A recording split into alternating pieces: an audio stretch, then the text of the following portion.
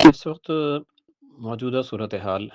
ایران، امریکہ، اسرائیل، عرب ممالک کی جنگ میں بہت پیچیدہ اور بہت گھمبیر ہے۔ اب اس میں مسئلہ سب سے بڑا یہی ہے کہ ایک طرف ایران خود وہ ایک شیعہ اسٹیٹ ہے اور شیعہ ازم کو پھیلانے کے لیے سرگرداں ہیں گزشتہ تقریباً 45 سال سے، اور دوسری طرف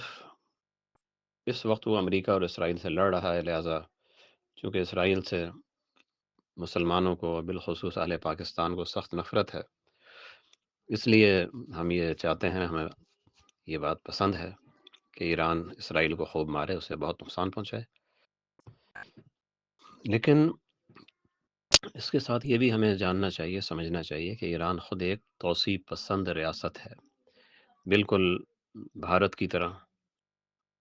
اسرائیل کی طرح اور امریکہ کی طرح، اور یہ مسلمانوں کے لیے بہت بڑا خطرہ ہے۔ گزشتہ 40 سال سے خطرہ بنا ہے، جب سے ایران کا انقلاب آیا ہے اس خطے میں امن قائم نہیں ہوا۔ ایران نے اپنی پراکسی وارز وہ اس نے جگہ جگہ اس نے پھیلائی ہیں، افغانستان میں لڑتا رہا، مجاہدین کو لڑاتا رہا، اور عراق میں امریکہ کو پورا اس نے تعاون فراہم کیا صدام حسین کی حکومت گرانے، پھر وہاں سنیوں کے قتل عام میں، شام میں ملوث رہا، لبنان میں ملوث رہا، بحرین میں، یمن میں، ہر جگہ اسرائیل نے اپنی دہشت گردی کے نشانات چھوڑے ہیں۔ اس لیے ایران کا مفاد امت مسلمہ کا مفاد نہیں ہے، ایران کا مفاد اس کا اپنا ہی مفاد ہے۔ ہاں ضمناً ہمیں اس سے کوئی چیز ایسی مل جائے جو ہمارے لیے پسندیدہ ہو، جیسا میں نے کہا کہ اسرائیل کو یہ زیادہ نقصان پہنچائے تو وہ ہمارے لیے ظاہر پسندیدہ بات ہے، لیکن اب اگر اس جنگ میں ایران جیت جاتا ہے، کامیاب ہو جاتا ہے، امریکہ پیچھے ہٹ جاتا ہے، اسرائیل بھی اپنی جو لڑائی ہے روک دیتا ہے اور ایران فاتح بن کے ابھرتا ہے، یہ اس خطے کے لیے ایک اور مزید بڑی آزمائش اور بہت بڑا خطرہ ہوگا، خاص طور پہ عرب ممالک کے لیے اور باقی تمام سنی مسلمان ممالک کے لیے۔ ہم دیکھتے ہیں تمام ہی آس پاس سنی ممالک ہی ہیں، تو ان تمام علاقوں میں ایران اپنی اجارہ داری قائم کرنا چاہتا ہے۔ اس جنگ میں امریکہ اور اسرائیل کی شکست یا پیچھے ہٹنے کی صورت میں ہمیں کوئی فائدہ نہیں ہوگا۔ یہ فائدہ ہوگا کہ اسرائیل تو ظاہر تباہ تو نہیں ہوگا، اس لڑائی میں نقصان ہی پہنچے گا۔ ابھی اگر مثال کے طور پہ اس کا $10 بلین کا نقصان ہے تو 20-30 بلین کا نقصان ہو جائے گا، کچھ افرادی نقصان بھی ہو جائے گا، تباہ تو نہیں ہوگا، ختم تو نہیں ہوگا۔ اور ایران ایک بڑی طاقت بن کے ابھرے گا، ایک خوفناک دیو کی شکل میں آئے گا، اور عرب ممالک کو پہلے ہی ڈرا رہا تھا اور زیادہ ڈرائے گا، بلکہ ان کو تباہ و برباد کرنے کی پوری کوشش کرے گا۔ جب وہ دیکھ لے گا کہ یہ ممالک اپنا دفاع نہیں کر سکتے، بلکہ اس نے دیکھ لیا ہے، دبئی کو تو شاید وہ سب سے پہلے نشان عبرت بنائے گا۔ سعودیہ کے بارے میں اس کے عزائم بہت خراب ہیں، صرف پاکستان کے سعودیہ سے دفاعی معاہدے کی وجہ سے ابھی تک سعودیہ بچا ہوا ہے، حرمین شریفین کا دفاع کا اعزاز پاکستان کو حاصل ہے۔ تو اگر اس جنگ کے بعد یا اس جنگ کے دوران ایران نے سعودیہ کا رخ کیا تو حالات بہت زیادہ خراب ہو جائیں گے، جتنے ابھی ہیں اس سے کئی گنا زیادہ، کیونکہ اس صورت میں پاکستان کو لازماً میدان میں اترنا پڑے گا، ایران سے اعلان جنگ کرنا پڑے گا۔ تو اس وقت جو صہیونی لابی وہ یہی چاہتی ہے، وہ ہرگز یہ نہیں چاہتی کہ جنگ ختم ہو کسی کی فتح کی شکل میں، فی الحال تو وہ چاہتے ہیں جنگ کا دائرہ زیادہ سے زیادہ ملکوں میں پھیلے، اور ظاہر میدان جنگ جو بھی ہے مسلم ممالک ہی ہیں، تو مسلم ممالک زیادہ سے زیادہ تباہی کا شکار ہوں۔ آپ کے علم میں ہوگا کہ اس وقت انڈیا نے جنگ کی پوری تیاری کی ہوئی ہے، اور اس بات کے آثار ہے، خطرات ہیں کہ مئی کے اندر دوبارہ جنگ چھڑ جائے، تو بہت بڑے پیمانے پر بہت بڑی جنگ کی تیاری کر رہا ہے۔ اگرچہ ہمیں اللہ سے امید ہے کہ انشاءاللہ پاکستان انڈیا کو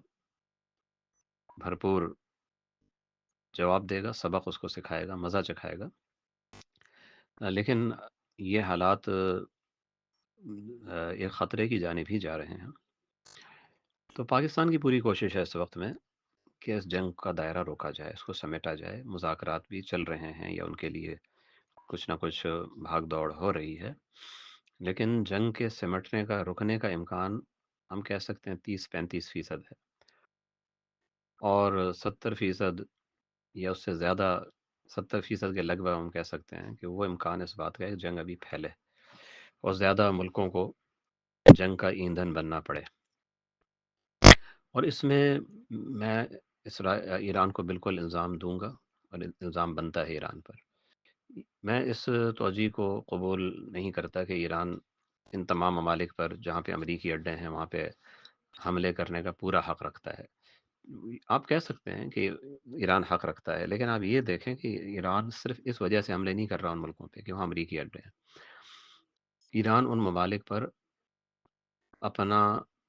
رعب اور دہشت بٹھانا چاہتا ہے، اور مستقبل میں پوری سنی دنیا کو ہائی جیک کر کے اپنے استعماری مقاصد کے لیے استعمال کرنا چاہتا ہے۔ وہاں پہ اس جنگ کے بعد شیعہ ازم کا پھیلاؤ بہت تیزی کے ساتھ ہونے کا خطرہ ہے، اور اہل سنت کے پر اور زیادہ مصائب تکالیف آنے کا خطرہ ہے۔ ایران کی پراکسیز وار وہ دوبارہ شام میں شروع ہونے کا خطرہ ہے، لبنان میں مزید اس کا پھیلاؤ ہو سکتا ہے، بحرین میں تو شاید کام تمام ہونے کو ہے، یمن کے اندر شاید وہ اس بات کا خطرہ ہے کہ مکمل شیعہ حکومت قائم ہو جائے، بیچ میں سعودیہ سینڈوچ بن کے رہ جائے گا۔ حرمین شریفین کی کے لیے بھی خطرات لاحق ہو سکتے ہیں، کیونکہ روافظ کے عقائد تو یہ ہیں کہ اگر ہمیں موقع ملا تو ہم حضرت ابو بکر عمر کی، نعوذ باللہ، ان کے اجسام کو وہاں سے نکال کے